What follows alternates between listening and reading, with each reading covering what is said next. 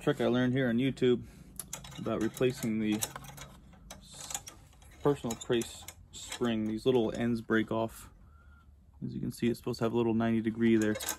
So what he does is he puts the channel lock here right on the shaft and uses a wrench in between to pry it out.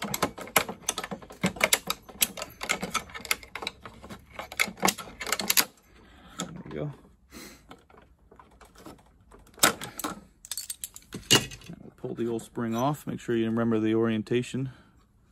There's the new one. See the difference with the arm on the end? That piece broke off. So we'll take that one off, put the new one on.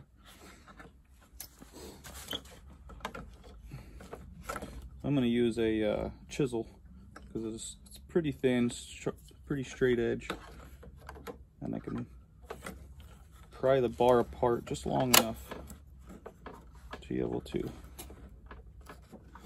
slide the rod down. Oh, missed it. Let me try it again.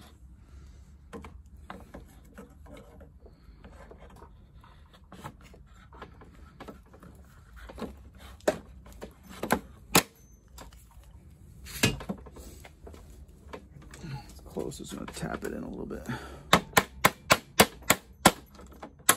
There it goes.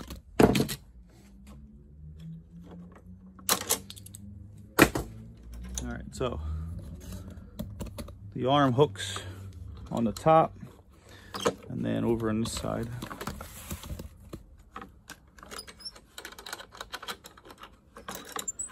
I like to put the first one in and then wrench that one around. Now we're in business. So yeah, little trick I learned right here on YouTube. I figured I'd just try to pass it on in case anyone was on my page looking for it. So remember, like and subscribe, and check out back for more. Thanks.